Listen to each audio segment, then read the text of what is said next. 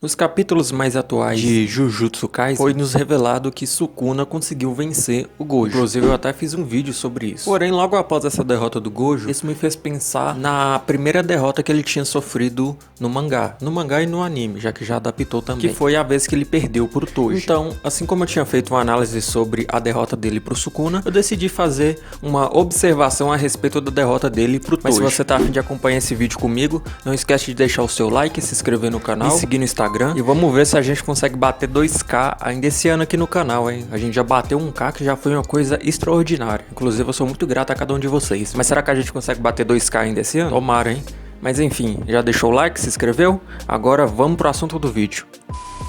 O Toji, ele sempre soube que não tinha a menor chance de vencer o Gojo num combate frente a frente. E por isso, o Toji usou de estratégias para conseguir cansar o Gojo, cada uma das suas habilidades. Um detalhe que a gente precisa deixar bem frisado aqui é que na época o Gojo ele não era tão poderoso quanto nos capítulos atuais e como a gente vê no anime, já que é de uma época bem passada. Se eu não estiver enganado, posso estar errado no que eu vou dizer, mas acho que ele tinha uns 17 anos quando ele lutou contra o Toji, que seria mais ou menos uns 10 anos mais velho do que passa no anime e no mangá atualmente. O Gojo ele era muito mais fraco do que ele é atualmente. O Toji ele tinha dois problemas muito sérios para resolver: o problema dos 6 olhos e o problema do ilimitado do Gojo, que são as duas habilidades herdadas do clã Gojo, que são praticamente uma das mais poderosas de todo mundo Jujutsu. Então, como o Toji passou por essa dificuldade, o objetivo principal do Toji não era lutar contra o Gojo, e sim matar a Riko Amanai, que era a menina que ia fazer a fusão de assimilação com o Tenma. Sabendo disso, o Toji propositalmente colocou uma recompensa de 30 milhões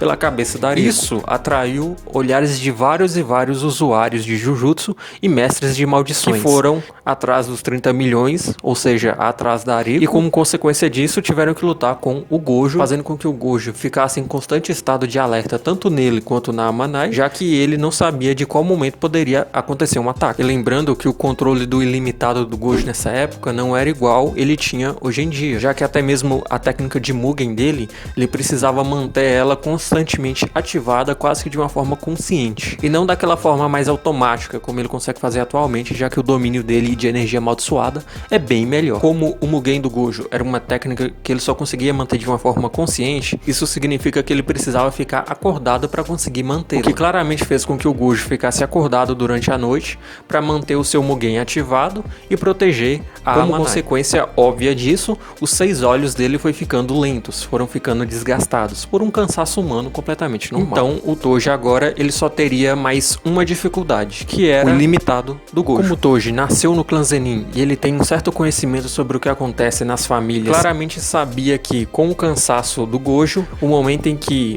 o Gojo abaixaria sua guarda em relação à defesa do ilimitado seria quando eles entrassem na escola Jujutsu, já que a escola Jujutsu tem os seus próprios meios de barreiras para proteger quem adentra dentro delas. E foi exatamente isso que aconteceu. E percebendo justamente esse momento de fraqueza que ele sabia que o Gojo teria, ele se aproveitou disso para atravessar uma katana no meio do peito do Gojo, no exato momento que ele liberou o seu Mugen. E foi a partir desse ponto que se deu início à luta entre o Toji e o Satoru. O primeiro ponto dessa luta: como o Gojo conseguiu sobreviver a katanada do Toji. No exato momento em que o Satoru percebeu que tinha sido golpeado, ele novamente ligou as suas habilidades. E como o próprio Satoru disse, foi como passar uma agulha por um couro grosso. Um outro ponto muito interessante a se comentar nessa luta é a respeito de como o Toji conseguiu ultrapassar o Mugen do Gojo. O Toji possui a arma amaldiçoada chamada Lança do Céu Invertida. E a única habilidade dessa arma amaldiçoada do Toji era forçar o desligamento de qualquer técnica amaldiçoada, o que inclui claramente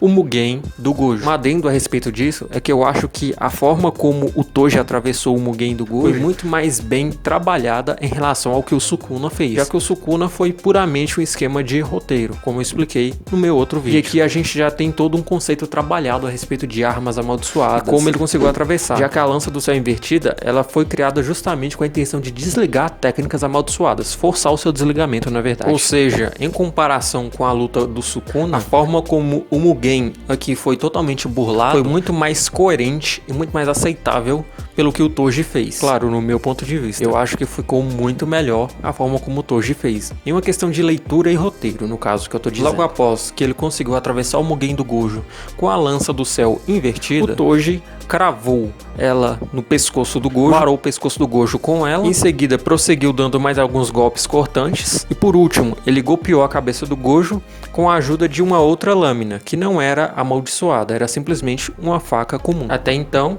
pensávamos que o Gojo tinha morrido com esses golpes do Toji, mas ao longo do desenrolar da história, o Gojo logo em seguida aparece de volta à frente do Toji, preparado para um segundo round. A explicação que o autor deu para o Gojo ter sobrevivido aos golpes do Toji foi claramente porque no último suspiro de vida do Gojo, ele entendeu a essência da técnica amaldiçoada e finalmente conseguindo realizar a técnica reversa. O Gojo, no seu último suspiro, conseguiu fazer isso e assim conseguindo por muito pouco escapar da morte. Agora que nós chegamos nesse ponto da regeneração do Gojo e porque ele conseguiu escapar da morte usando a energia reversa, a gente chegou num ponto muito interessante a se comentar. Muitas pessoas acham que o Gojo conseguiu escapar da morte simplesmente por uma questão de roteiro forçado do autor. Mas vamos nos atentar a alguns fatos aqui pra gente entender se isso é realmente verdade. Primeiro ponto. Embora não seja muito bem trabalhado, o Gojo ele já tinha um certo hábito de treinar e praticar algum tipo de energia reversa na obra antes mesmo dele enfrentar o Toji. Claramente, o vermelho do ilimitado é uma técnica que você precisa usar energia reversa para conseguir desenvolver ele. E foi exatamente o que o Gojo fez. A energia reversa não foi usada apenas para ele se regenerar, mas também foi usada para ele conseguir jogar essa energia reversa dentro do seu vermelho e assim conseguir usar o seu vermelho da forma correta. Ou seja, o próprio vermelho, o próprio ilimitado do Gojo, meio que precisa de um empurrãozinho de energia reversa para funcionar. Ou seja, o Gojo ele já tinha um certo contato mal feito, entre aspas, com técnicas de reversão de feitiço no caso. Além, claro, de que a colega de equipe dele, a Shoko, também é usuária de energia reversa. E ela já tinha dado umas aulas para conseguir fazer isso. Tudo bem que isso foi mostrado de uma forma um pouco patética, vamos colocar desse jeito, mas mesmo assim ainda foi mostrado que o Gojo ele tinha uma certa noção de como se pratica energia reversa, tanto pela sua própria habilidade do ilimitado que se exige a reversão de feitiço, tanto pela sua própria parceira que já tinha dado para ele algumas pequenas orientações de reversão de feitiço, mesmo que ele nunca tenha conseguido praticar e nem se orientar com base nisso. Ou seja, a ressurreição do Gojo na sua luta contra o Toji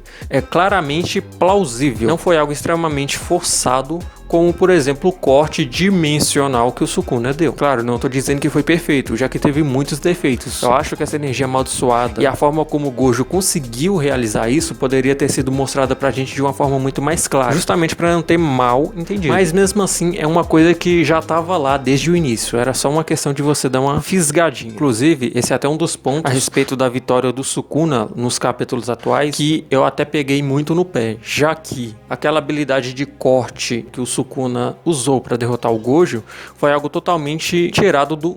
E em nenhum momento da obra foi dado indício de que o Sukuna conseguia fazer algo dessa magnitude. E esse é um dos pontos pelo qual eu pego tanto no pé do roteiro, para dizer que a vitória do Sukuna foi muito roteirizada. Até porque também o próprio autor já falou que ele matou o Gojo porque ele quis e pronto, né? Então, o que a gente vai discutir sobre isso? Depois disso a gente pula para a etapa na onde o Toji é derrotado pelo roxo do Satoru, na qual ele conseguiu somar a técnica do azul e do vermelho para criar o roxo, que basicamente tem a habilidade de desintegrar qualquer coisa da realidade, apagar, destruir completamente da existência. Mas acredito que mesmo que o Gojo naquele momento não tivesse invocado o seu vazio roxo, ele teria vencido o Toji do mesmo jeito, já que, como ele mesmo disse, quando ele estava perto da morte, ele sentiu e descobriu a verdadeira essência da energia amaldiçoada, incluindo a descoberta da reversão de feitiço que daria para ele a cura, até mesmo de golpes extremamente letais, como o golpe na cabeça. E mesmo que o Satoru não tivesse usado o seu vazio roxo, era só uma questão de fazer um joguinho de gato e rato até que o Toji caísse, a menos que ele fugisse, né, claro. Bom, rapaziada, mas basicamente o vídeo foi esse. Se você gostou de tudo que eu disse, ou se você não concorda, se você acha que eu esqueci alguma informação, se você acha que tem alguma informação aqui que eu confundi, que não foi bem assim, que foi de outra forma, comenta aí, deixa aí embaixo, eu quero muito ler o comentário de vocês. Muito obrigado por ter assistido o vídeo até aqui, deixa o like, se inscreve no canal, me ajuda a chegar nos 2K pelo menos até o final do ano, que se a gente chegar nos 2K eu vou ficar feliz da vida, igual pinto no lixo. E é isso, um abraço, beijo na bunda e até o próximo vídeo.